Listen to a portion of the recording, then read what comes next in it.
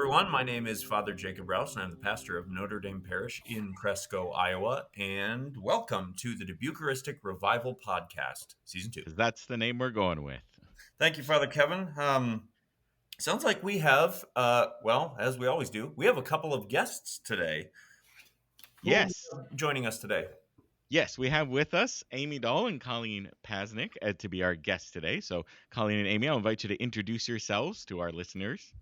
Well, thank you very much. Yes, my name is Colleen Pasnik. I am the director of Mary's in Maternity Home in Dubuque, Iowa, and I am really looking forward to our conversation today.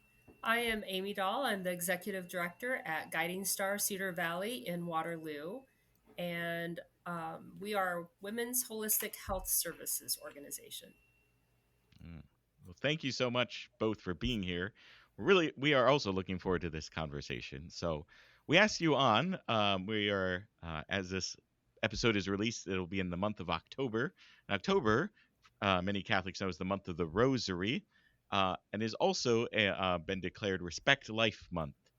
And I know some people. I have some people in my life, some friends in my life who are pro-choice, and I know sometimes they've approached me with the perception that people who are pro-life or respect life only care about the life of the child, the unborn child, and don't care about the life of the mother. That's an argument I often hear, which frankly has just not been my experience of people who I know who are pro-life. And precisely, I think both of your ministries that you do, the organizations you're a part of, I think precisely are these very beautiful ministries built on pro-life principles that very much care for both children and very much for women, for the mothers. And so, before we get into those about your ministries, your apostolates, which we'll talk more about in this episode, I first want to just invite each of you to share a little bit about your own background, your own journey, and I guess kind of how you arrived in your current roles. So for myself, I would tell you that I have kind of I tell people a little bit of a radical, gnarly background, honestly. I myself chose abortion at the age of 19 and was not of any faith organization at that point in my life. Felt very empowered by what the world told me at that time. And I just didn't want to bring a child into the world who endure kind of what my childhood had been like. Mm-hmm. Only through the God's grace was I able to be my husband, and became Catholic, which would have been 20 years ago this year, and really identified a little bit prior to that, came to a realization that my choice was not a good choice, and felt the Lord just really put on my heart as I was really understanding the Catholic faith that story, my story, would be used in some way, shape, or form. So a couple of years ago, I was invited to consider the role of the executive director of Guiding Star Cedar Valley. I will tell you that I feel wholly unequipped for this role. And I have many people tell me that God equips the unequipped, right? And That's he right. does through grace and so many other people. But what we have done with Guiding Star Cedar Valley, what I understand about the things that we teach, the knowledge, the information that we give, is just really to provide a deeper understanding of how God created us and how beautifully we are made.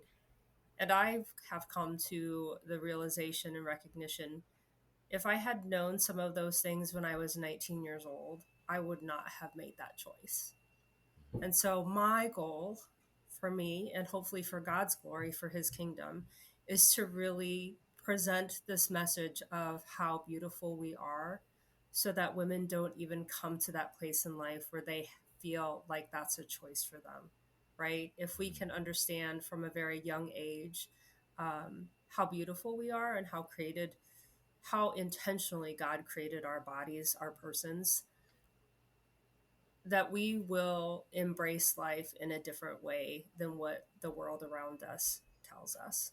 Thank you That's, for sharing. yeah, that is beautiful, Amy. And I want to say that I'm sorry that you had to go through such a traumatic event when you were 19. So I'm sorry that you had to go through that. Our backgrounds actually sound very different because I was born and raised a Catholic and went through Catholic schools and graduated from Wahlert, and then went on to um, college at the University of Iowa. And while I was there, I kind of fell away from my faith, became very lukewarm. And the mid 80s were very bad economically. So after I graduated college, I moved to North Carolina. And it was there that I had a reversion to the faith on January 7th, 1993. And I got my master's in counseling in 1995. And I saw in a local church bulletin that Project Rachel was going to be starting in Raleigh, North Carolina. And I thought, well, maybe I could use my counseling degree to help post abortive women. Maybe that's what God was going to do. And so I helped with the local Project Rachel for the next 3 years. So I am very familiar with the kind of pain and suffering women carry um, that are post abortive. So we came back to Iowa in 1998, and I started working as a school counselor at a couple local schools here, Catholic schools, Seton and Aquin. And then for 3 years, I worked at the Family Life Office in Dubuque, which is where I got to meet Father Jacob's dad, Dan Rouse, Deacon Dan, I should say. So I got to know him there. And then after that, I worked for Dubuque County Right to Life for 9 years. And so been working in the pro-life movement for a long time. For a couple years after that, I worked at the Power of Prayer Adoration Chapel here in Dubuque. And then we started Mary's in Maternity Home. We opened our doors in 2015. So that was 10 years ago now. And I'm one of the founders, and I've been the executive director since we opened. But that's kind of how I came about to be sitting in this chair. And I couldn't agree more, Amy. I feel very unequipped to do this work. And I have said so many times, I don't know why God picked a schmuck like me, because I have no idea what I'm doing. But the good thing is he does. So, yes, our journey's similar, but we somehow have ended up in a similar place. But before you get into sharing more about both Guiding Star and Mary's Inn, about what they do, could you just say for a moment, Colleen, about, you mentioned Project Rachel, and some of our listeners might not know what Project Rachel is. So before we get into your guys' apostolate, could you just share just very briefly what Project Rachel is? Because it's a beautiful ministry. It's a very beautiful ministry, and I think it's active in the Archdiocese of Dubuque, or at least they can call, I believe, Catholic Charities and find out where the local weekends are going to be, or where there is some help for women who have had abortions in their past and they're recovering from the trauma of it. Project Rachel is based on the scripture that Rachel mourns for her children because they are no more. Speaking of the terrible, it's mentioned in the terrible killing of the innocents when Christ was born. It references back to the Old Testament of Rachel mourning for her children. So Project Rachel is an outreach to women and men who have been involved in an abortion. And the whole point is to help them heal, to work through that pain, to bring some closure to it. They name their baby in the process. So there's lots of different ways for healing. It's never judgmental, but it's all about, forgiveness of self, asking forgiveness from God, asking forgiveness from the child. So it really attempts to heal the woman, body, mind, and spirit from the experience. And Amy, if you have anything to add to that. I would actually, thank you. So I myself have been part of a Rachel's Vineyard retreat. I also do help with those retreats. There is Bridgehaven in Cedar Rapids specifically offers fall and spring retreats that are ecumenical. And then we also have a group in the Waterloo area that are wanting to start a Rachel's Vineyard retreat, which is very focused on the Catholic aspect of it. So that's just, for me, recognizing that the healing process is a lifelong process, especially when that decision has been made. And I have a heart and a desire for women and men to be healed from that choice. That's kind of my passion outside of work. It is part of the focus of what we do at Guiding Star, but specifically for me personally, I just know that when you have 1 in 4 women who are going to choose abortion in their lifetime, it's not just the mother and the father of that baby that are impacted, it's generations. It's the Mm-hmm. grandparents, it's the siblings, it's the friends, the family that are impacted by that choice. And so there's a lot of healing that needs to happen in our world. And Mm-hmm. I hope that people are invited into that space and they're made aware of that. Mm-hmm. Mm-hmm. Very good. Thank you both for sharing uh, your past and your story. I just want to highlight for our listeners some of the word usage that I'm noticing you're using. First of all, Colleen, you said that you had a reversion. It's an event in your life, and I think when we hear the word conversion, we think we have to throw everything away, and then that's. But I mean, we are constantly being invited to conversion. The Lord is always calling us to greater love and conformity with His Son, and to mark these different events in your life is really powerful.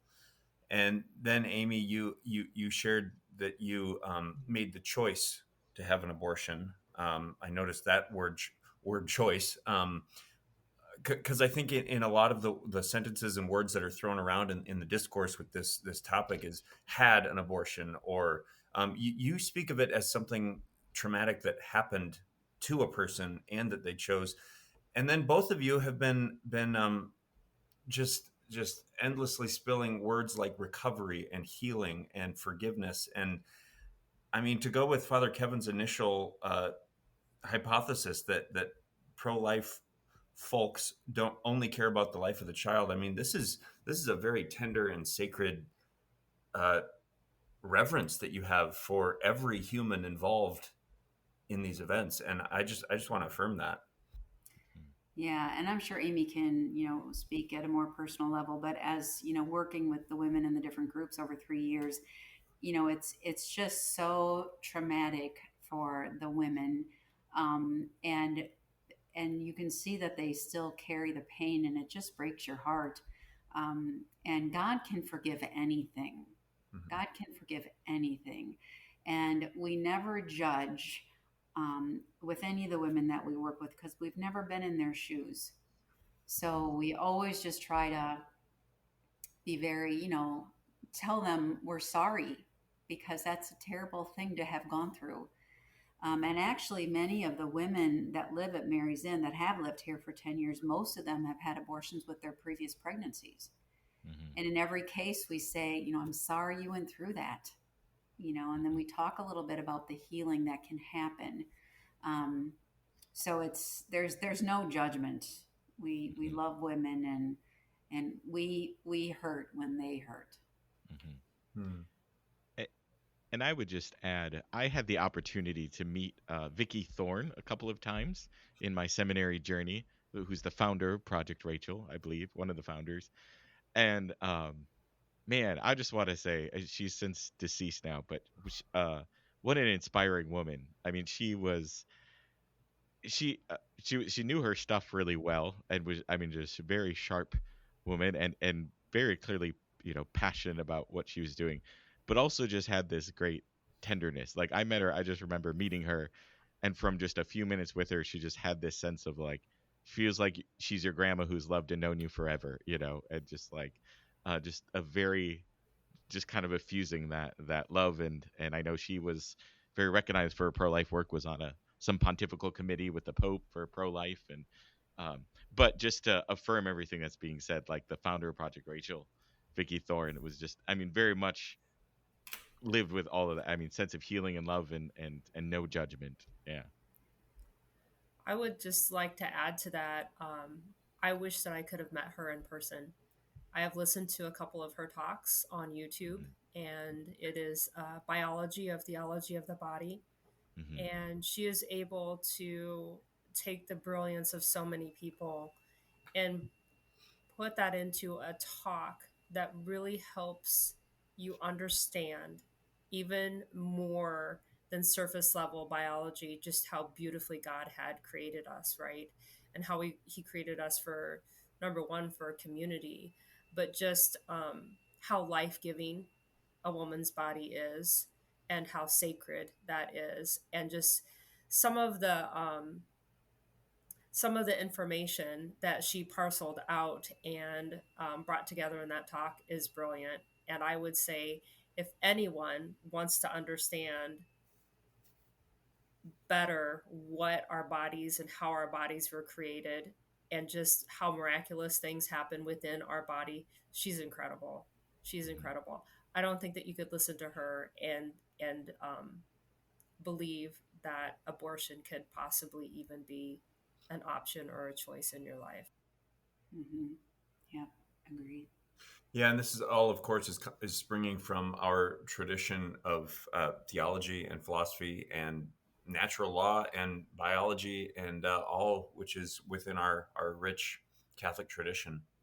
Um, Colleen, I'd like you to share a little, just to remind us, what is your position and what is the location or many locations that you work at, and for Mary's Inn, and then what is just like a day to day? What are some of the ministries and services that you offer?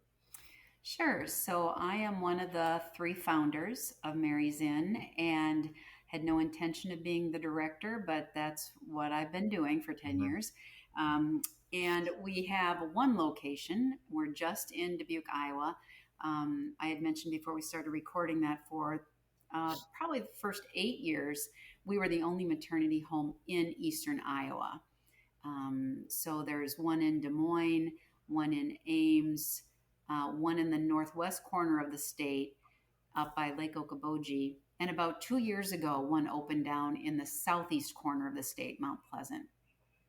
So we have just our one location, although there are a total of 5 maternity homes in Iowa. And so a maternity home is a place for women who are pregnant or parenting an infant age 0 to 2 who don't have a safe place to stay.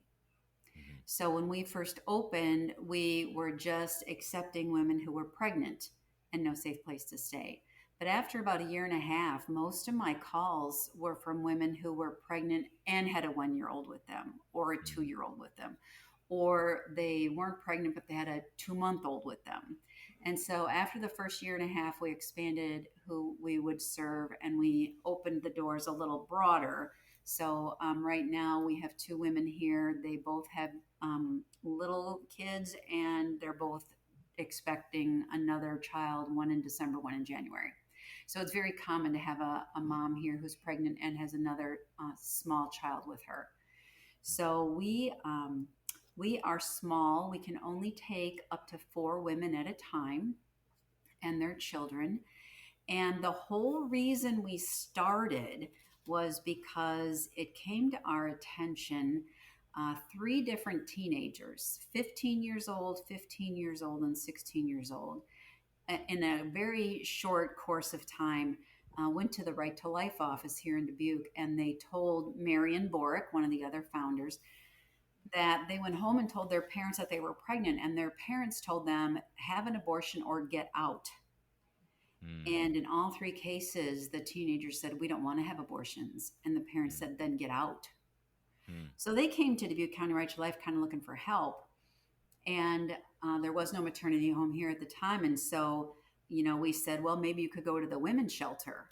But the women's shelter did not take minors, still does not take minors. You have to be 18. And so we thought to ourselves, well, someone should do something about that. But we never thought it was us. Mhm. We thought that someone else should do something about that.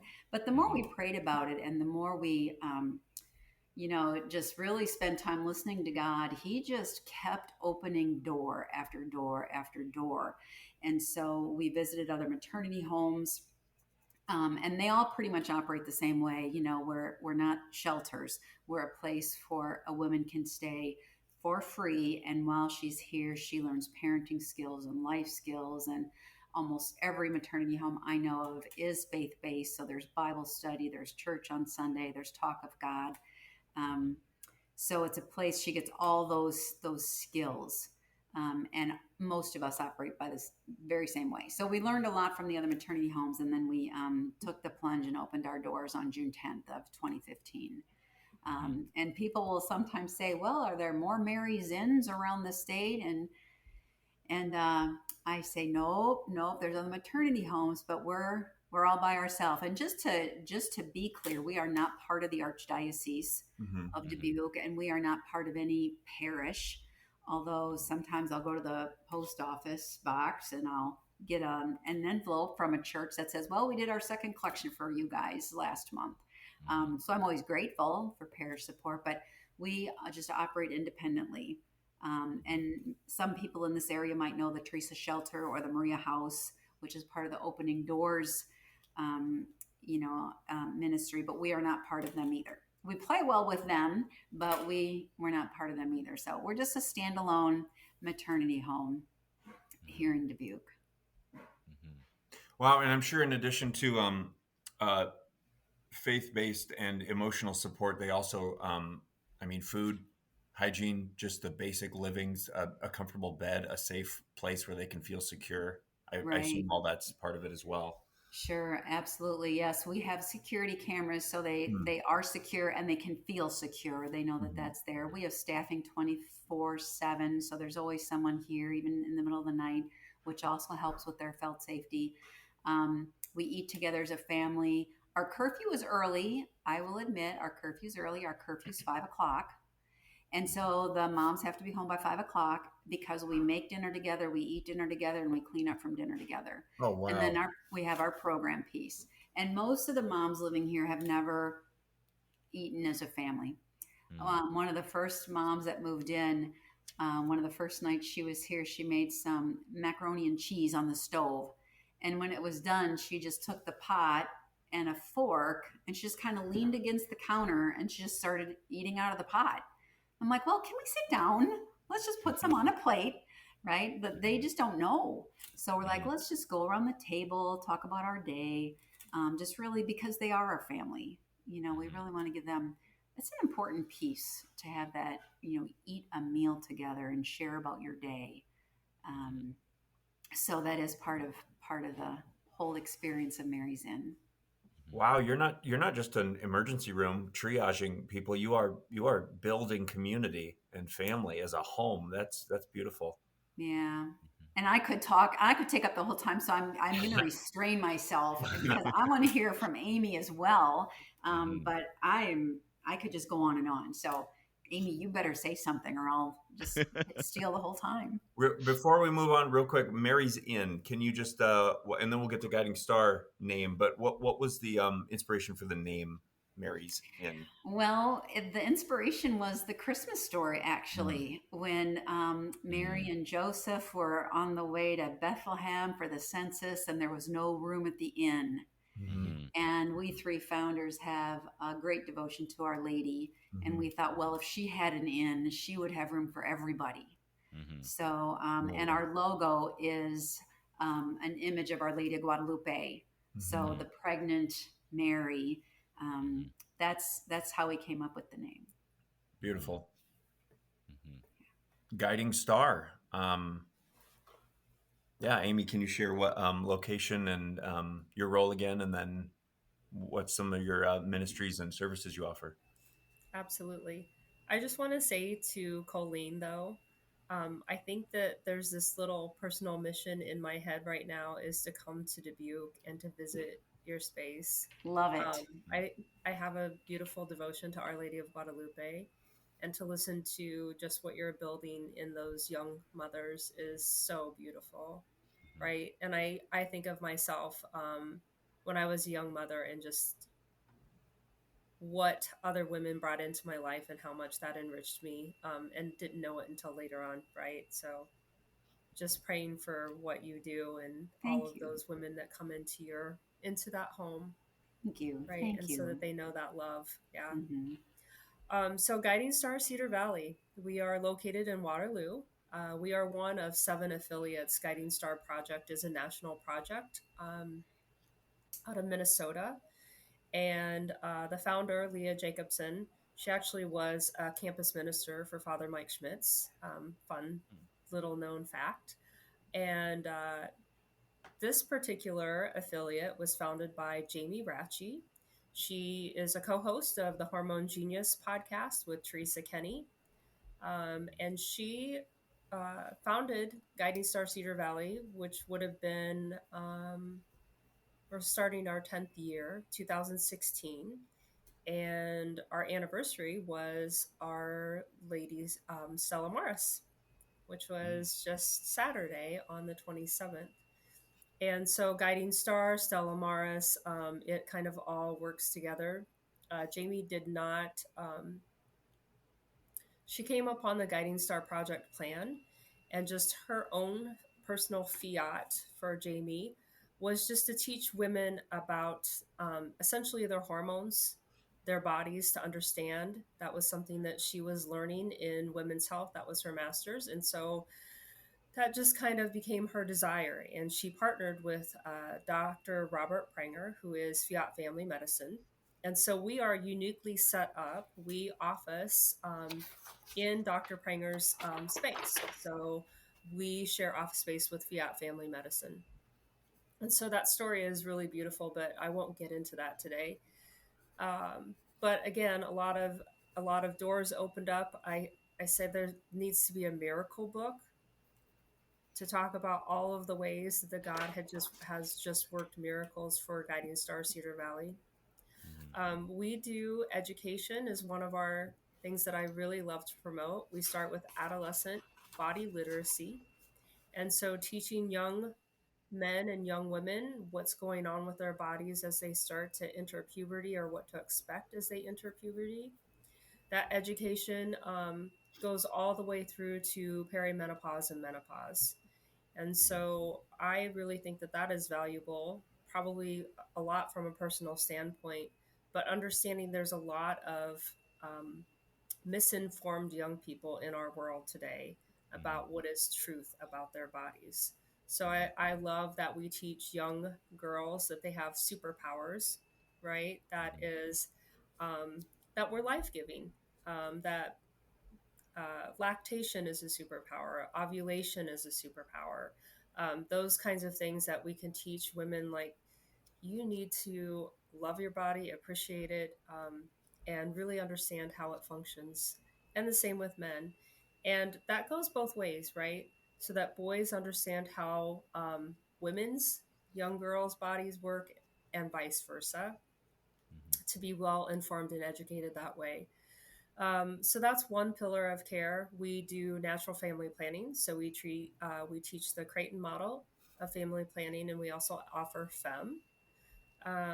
We really focus on breastfeeding and pregnancy. And so the way that we are uniquely set up within Dr. Pranger's practice, we actually get to walk alongside women prior to pregnancy and during throughout. So we'll visit with them during their trimesters, and then postpartum as well, just checking in on them. We offer breastfeeding and lactation support and services. We do that various ways, whether that's one-to-one consultations. We have a breastfeeding moms group that meets twice a month, and those numbers have doubled from last year. So we have, mhm, and just to kind of paint the picture for what that looks like. On Friday, we had our breastfeeding moms group. We had about 10 women there, and they introduced themselves and gave their ages. And we had mothers from 21 to 41 there with their children. mhm, So, just a beautiful way that we can bring women together to support each other in their breastfeeding journey. We have one mom who was not able to breastfeed, and she comes every single time with her daughter. mhm, So it's just moms coming together, women coming together to support each other. The other thing that we do is miscarriage infant loss support. So, with October being the month of Respect Life, there is a National Day of Remembrance for Pregnancy and Infant Loss. That is October 15th. Annually, we provide a ceremony that just honors those little ones. We partner with a local funeral home, Haggerty, Wakehoff, and Grant Funeral Services. They actually will go to the hospitals, and they will collect those little babies and they will save them. And we have a burial service on October 15th. We also provide miscarriage kits to women. We've worked with the hospitals locally to be able to provide those miscarriage kits so that they can collect their baby when they know that a miscarriage is imminent or is happening. We also do mentoring one-to-one with mothers. So we will pair up a mother who has the experience of miscarriage with another mom, just to kind of walk with them in their grief, and just help them to understand that experience maybe a little bit better and to find some healing as well. So there are a lot of other things we like to do. We offer community classes, so Bradley classes, maybe it's cloth diapering 101, pelvic floor exercises, which has become very to the forefront of what people understand is what is healthy. So we're excited to be able to do and bring to women topics that maybe they hadn't heard of or didn't know that they needed help with. It sounds like your main, I guess, charism or guiding light is knowledge, and not a seeking or grasping at, but the more we learn about our bodies as humans, specifically women's bodies, the more we can give thanks to our Creator, and then the more we can use our bodies for good and what they were designed to do. So it sounds like you've got knowledge going, and then Colleen's ministry has community going. Wow, that's a lot of good stuff. There is a lot of good stuff. And something just to, I mean, Amy, that is great to hear about all of this different kind of work that you're doing out there. That's wonderful. I really had no idea about the extent of the things. So that's wonderful to learn. Wonderful to learn. You had mentioned earlier that you wish that there was a book of miracles, that of all the miracles, ways that God has been involved. And I couldn't agree more. This is definitely, the maternity home is definitely God's work. And, you know, you and I are blessed because we have a front row seat to see all the different ways that God is working. And because of our two priests, I would just like to share one of those miracles that involve Deacon Dan Rouse. I know him. Father, You know him, right? yes, father of our host, Father Jacob Rouse, and also was a guest on the show during season 1. Deacon Dan Rouse was. Oh, was he? Very good. Yeah. Well, maybe on that show he talked about how for many years he worked for MediaCom services. Well, and I had known Deacon Dan since I worked at the Archdiocese because he ran the men's conference for years and years and years.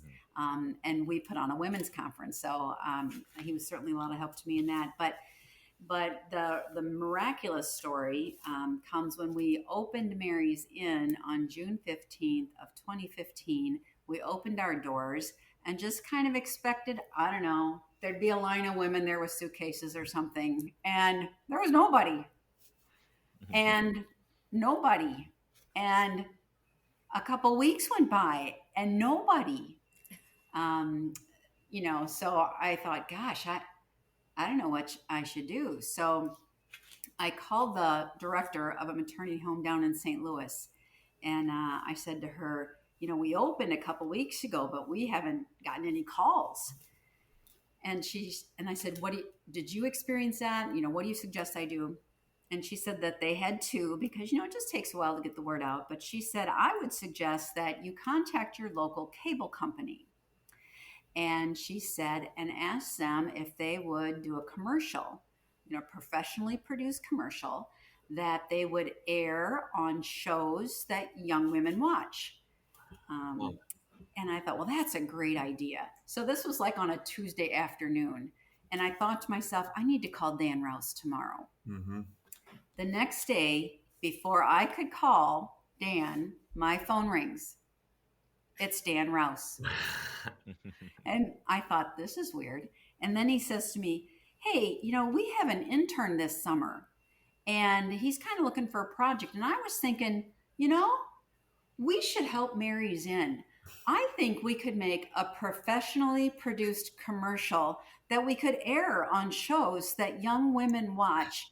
I mean, it was Yeah. almost Uh-huh. verbatim Uh-huh. of what the St. Louis woman told me. And I Mm-hmm. just kind of looked up to heaven and I said, "That's a great idea, Dan." Yeah. Good And job. so that right, so that happened. But I wanted to share that because it involves Deacon Dan Rouse and Right. one of those miracles that Amy you were talking about. It's so great to be on the front row to see all of them. Yeah. That's so beautiful. Yeah. Hmm. I would. Can I share one of my Please, stories then? please. Yeah. As I don't know if this could be construed as a miracle, but when Jamie Ratchie was understanding hormones are a big deal and birth control, hormonal birth control is not good for your bodies, right? She was looking for a Catholic doctor to basically hang her shingle up for educating women. And she had a meeting with Dr. Prenger. And this is a story that has been shared, so I'm not sharing secrets or anything. Mm-hmm. Um, but she went to Dr. Prenger and she said, "This is what I like to do. I'd like to educate women on their hormones. I would really like to be able to have a space in a doctor's office because I recognize that that's where I would be able to encounter women." And he's like, "Yes," was all for some of the things that she was saying.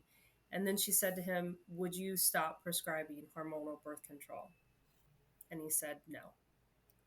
Mm-hmm. And she said, "At that point in time, I wasn't always the boldest person, but she goes, I was just very convicted." She goes, "Okay, thank you. I'll look for someone else." And so some time passed, and Dr. Prenger reached back out to her. And he goes, "Number one, what you asked me was something that my own wife had been asking me for years, and I wasn't ready to." He goes, "So he was a little angry at the time that that was the question that she posed to him." He said, "But I went and prayed about it and I took it to adoration." And he goes, "I will. I'll stop doing that." And so that partnership was born, which we're still partners, obviously, with Fiat Family Medicine, Dr. Prenger today. But just beautiful how the Lord can work on a person's heart, right? That there might not be an immediate yes, but sometimes we just have to be bold for the Lord, and He honors that. Hmm. That's beautiful. It's a Hmm. beautiful story. Mm-hmm.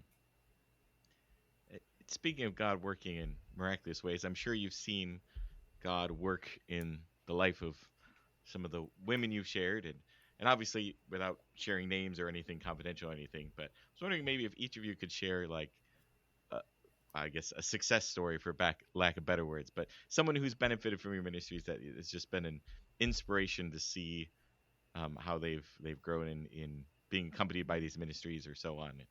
If you had a story about that. I know I'm trying to debate between a couple different ones that I could tell. I'm sure there's So, many. So. yeah. Well, I would say one of our success stories. We had a woman here move in January of 2020, Hmm. and she was pregnant with her first. I'm sorry, with her second. Her first child had been removed because of involvement with drugs. Hmm. So she moved in January of 2020. She was due in July, and um, we could not get that girl to get out of her bathrobe and get a job. One of the things that is required of the moms that live here is you need to either be working or going to school, Hmm. especially during your pregnancy. And boy, we just could not get her out of her bathrobe to apply for a job. So, um, and she was very kind of, antagonistic, real rough. And so when COVID was hitting middle of March and we were going to close our doors and just everybody stay put, she said to us, "I'm not being stuck here with you guys. I'm going to call my uncle." So that's, so then she left, right? Hmm. So she left, had the baby somewhere else in Iowa in July. But a couple months after that, she called us back up and she, said that she was struggling and she asked if she could come back, and we talked about some of the issues. Well, you're going to have to get a job, and that was fine. And when she came back, a lot had happened to her in that time, but when she came back, she really was a bit of a different person. And she got a job. And I remember when she came home the first day, we're like, "How was work?" And she said, "It wasn't that hard." We're like, "We know." And she had been a drug user. Meth was her drug of choice. And she said, "I never thought I could work. The drugs always told me I was too stupid. It was going to be hard. I couldn't do it. So I never even tried." So one of the things that being at Mary's Inn helped her realize was she can do it. And uh, she is smart enough, and she has since gone on to live independently. She has her own apartment. She went through voc rehab. She's working full time. She's been clean since then. So for 5 years, she's been sober. And this past summer, she was baptized. So Mm. Wow. I just love that particular resident and all the growth that we saw in her. Hmm. I'm sitting here and I'm trying to think of what story would be compelling. And I feel like we have so many beautiful stories of the work that gets Hmm. that happens at Guiding Star Cedar Valley. And as I tell people, I'm not the expert. I'm kind of a jack of all trades, master of none person. Hmm. But I will tell you that over and over again, um, with natural family planning, sometimes that's hard for people to hear or want to come on board with, right? So Hmm. I try to talk about it from a biological perspective, where it's fertility awareness based methods. So just a couple of things. One really short one is when we understand our body, right? Some of the things that people aren't comfortable with, and I said cervical mucus should be something that we can talk about at the dinner table, and this is one of the reasons why. A woman had come to a hormone coach to really understand her body better. She was experiencing infertility, and I hope this is okay. I'm saying this on Bring the it. podcast. Um, so her husband and her would avoid intercourse every month because she was getting an infection. And as she's talking to this hormone coach, she's kind of coming to the understanding that that actually is not an infection that's coming every month, but that is her cervical mucus that is happening every month, which is a sign of fertility. Hmm. When the woman understood it from that perspective and understanding what was really happening with her body, they were pregnant within 3 months. Hmm. So that woman wasn't actually having an infection. And I just think, what would happen if that woman had gone to an IVF clinic? Would they have coached her through that? Would they have understood what was happening? And I dare to think that they probably wouldn't, right? That she would have undergone some testing and things like that, or who knows what processes would have happened to her at that point. Hmm. The other thing that I would say is um, we have our gala. I'm going to put a plug in for our charity gala, which is coming up on Thursday, November 6th. And Hmm. we have made it so that there's no cost to attend. So if you're interested, please, please, please RSVP. We would love to have you there. Our keynote speaker that evening is going to be Dr. Monica Minger. She started her own clinic in Cedar Rapids, Radiant Clinic, and she is on the forefront of restorative reproductive medicine. We are experiencing infertility like we never have before in our world, in our country right now. And specifically, restorative reproductive medicine really looks at what is the root cause of infertility instead of sending people directly to an IVF clinic or other um, resources. She's speaking out even at a federal level, at an international level, and she's working with different doctors around the world to how can we really address some of these things that are going on and couples who are experiencing infertility. And so I address that because we have so many couples that come to us.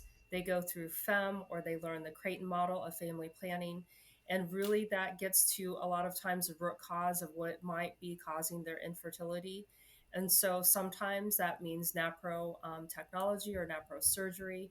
Some of these women are going through hours long surgeries to make their bodies to be biologically correct and to function properly, and they are not only achieving pregnancy, but they're also having health issues, right? Underlying health issues being addressed, and they're no longer suffering from endometriosis or PCOS are some of these very common health issues that are happening to our women and maybe not being addressed with their medical provider. And so those are the things that we really want to see, what's beautiful and right in a woman's body restored, right? And we can do that through the information that we have. And so I just challenge all of us, if we can speak out about that to restore a woman, to a place where she can be life giving like the Lord created would be really good. Mhm. And just for our listeners, Amy, could you just give a very brief explanation of natural family planning and NatPro technology? Just Huh. I hope that briefly, I can do briefly it give some. it. So I'm sure some of our listeners know, but in case some who don't, Sure. just give a brief explanation of what those are. I hope I can do it justice. Like I said, I'm not the expert, but Father Kevin, I'm going to try. So, with Please. natural family planning, right, that's really, and that's kind of a phrase that's been coined over the years. And I think some people associate it with religion, and it doesn't have to be, right?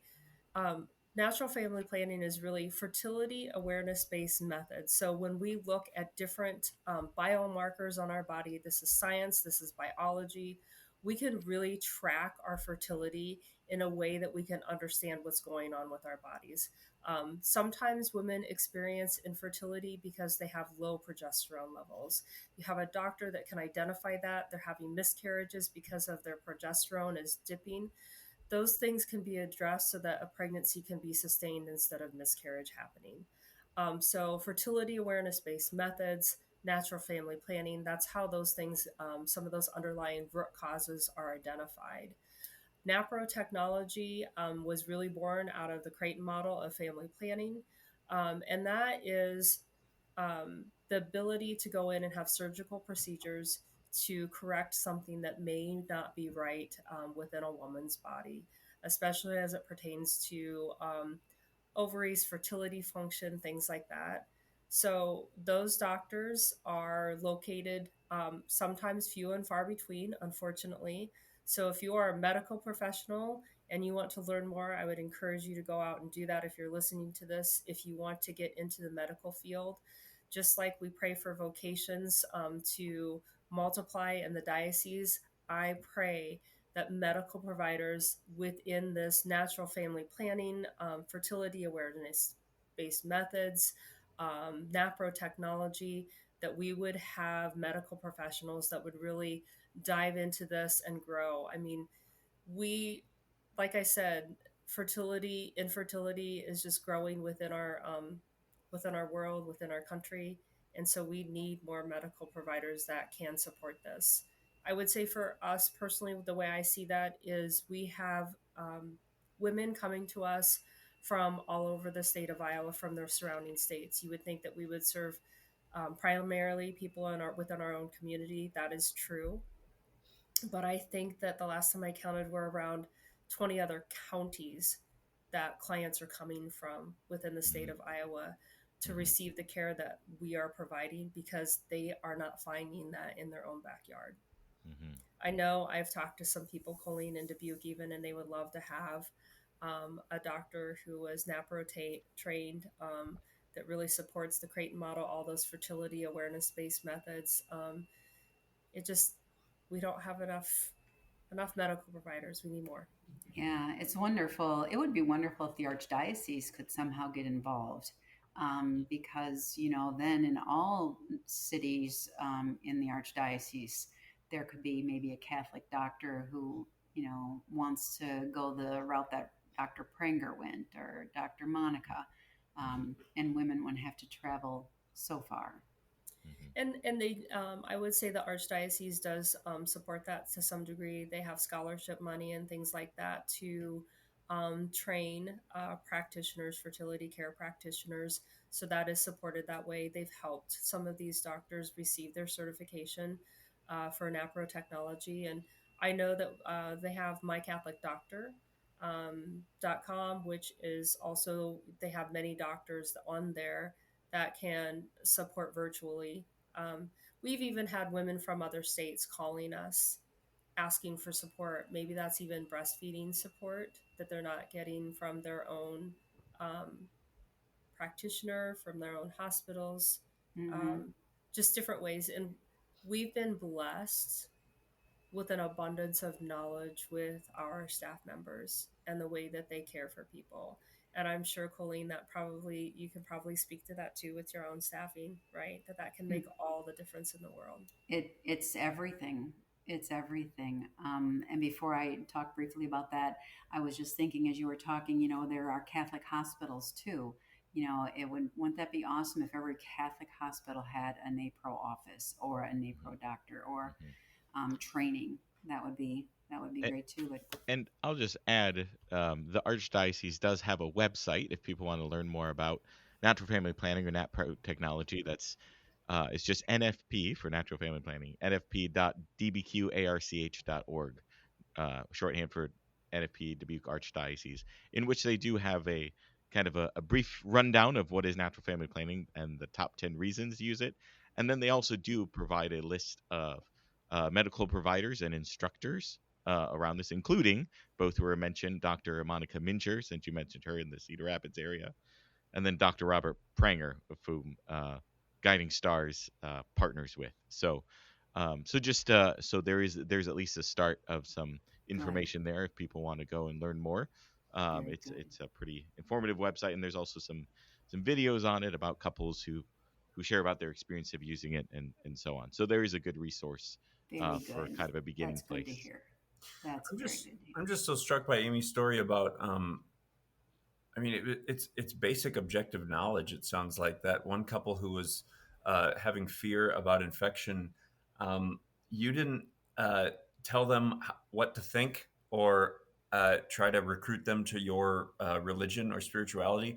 All you did was share a biological fact, and that itself helped free them or start the freedom process. And then too, to pair with Colleen's ministry as well. It sounds like just warm, gentle, sacred reception. You're not. I mean, we've heard nothing in this conversation about angry protesting or holding signs or anything. It's been just receiving those who are hurting and helping them to heal, and then education. And yeah, I just think that's really beautiful. Yeah, we often say for the women that come through our door, we often say if they leave here and just know one thing, and that's that we love them and Mhm. Jesus loves them, then Mm, that might be the only reason that God had them pass through our doors.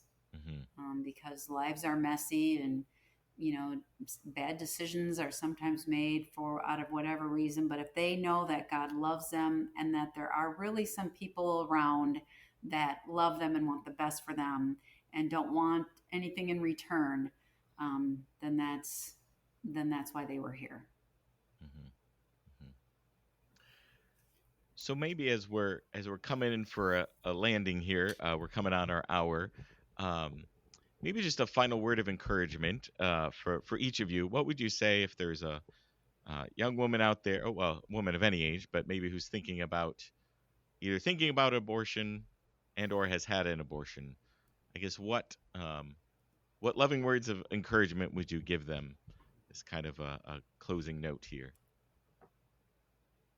I think I'm just going to use the example that number one, if you've had an abortion, I would just invite you to be vulnerable and to share that with someone because vulnerability and being able to just really open your heart allows other people or gives other people permission to open their hearts and to seek healing.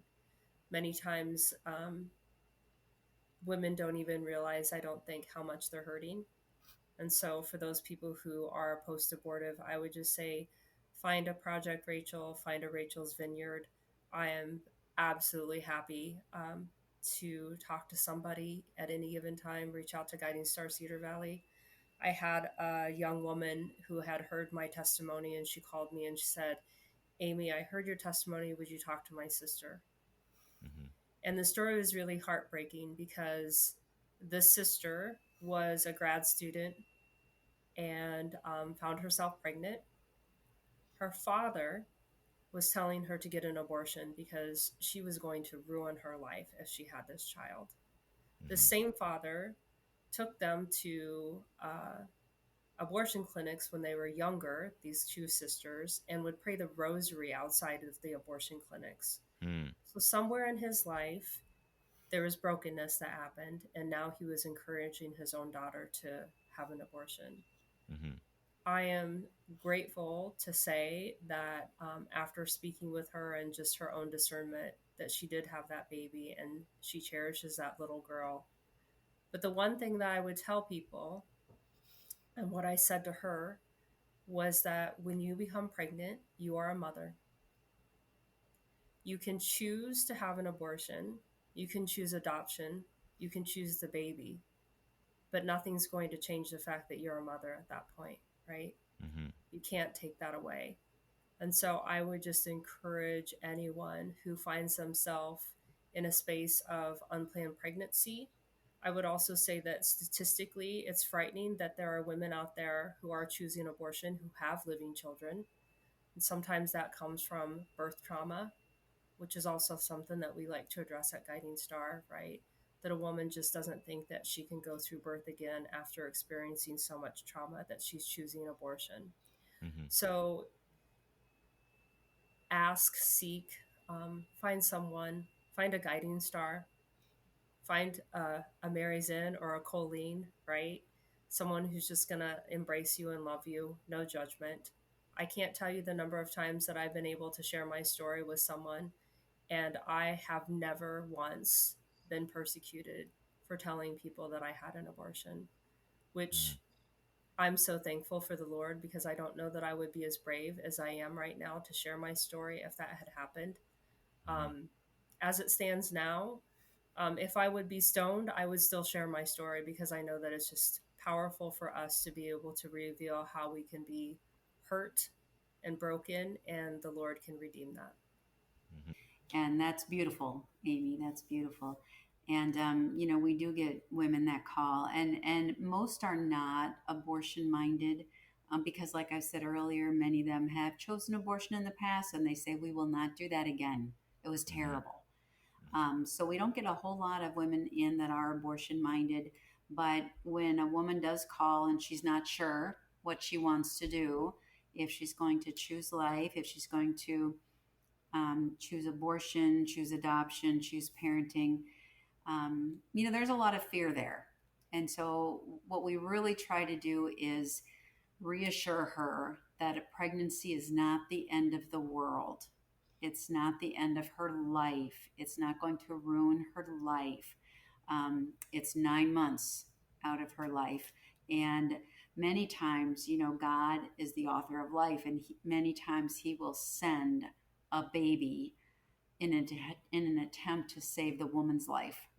Many of our moms have said that if they didn't have a reason to live by becoming pregnant or having a child, that they would have taken their life, either through an accidental overdose or some other tragic way. But oftentimes it's God's trying to reach that woman by giving her a life to take care of. Mm-hmm. So we never want to say, well, those circumstances of that conception were terrible, so therefore that baby is no good.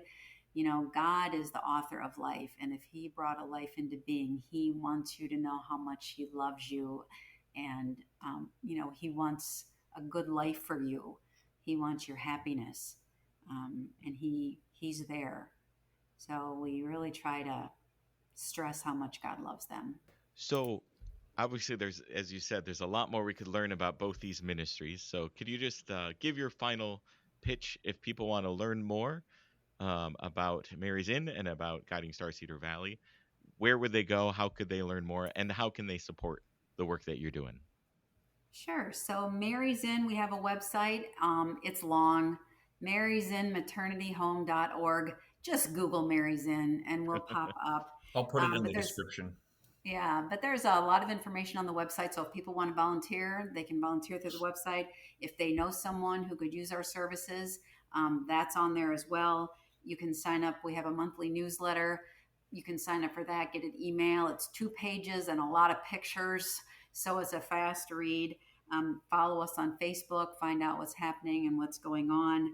Um, so and I say this every time I'm talking with someone: invite me to speak to any groups you belong to, whether it's a church group, whether it's a mom's group. I say I will talk to your bowling league. I don't care. Just everybody is going to know somebody. So I would always welcome the chance to go out and speak to groups, but I would also love to invite anyone to Mary's Inn for a tour of our beautiful house that God gave us. Another miracle story, but I would invite people here for a tour, um, and just see what God has done. And yeah, that's it. I would say for Guiding Star Cedar Valley, Colleen, our website is also long. It's www.guidingstarcedarvalley.org. And all of our information will be on there. You can see our staff, our board members highlighted. We have our community classes calendar that's on there. So the events that you can sign up for. Um, all of the information about project and the different services that we provide as well. We also have service partners and community partners. We have another doctor that we partner with, Dr. Cheryl Hansel. She's out of Mercy One. She also is working NAPRO and works with our fertility awareness-based methods. I like to highlight that because I think that people are not aware that those things are available to them. So we would love to give a tour. Colleen, I'm absolutely going to take you up on that. I'm going to find a Good, way to come to Dubuque someday and good, just spend some time there because good. Love it. I just think that's such a beautiful mission and so good for our communities. And I hope that this conversation inspires more people to put a Mary's Inn in their community for sure.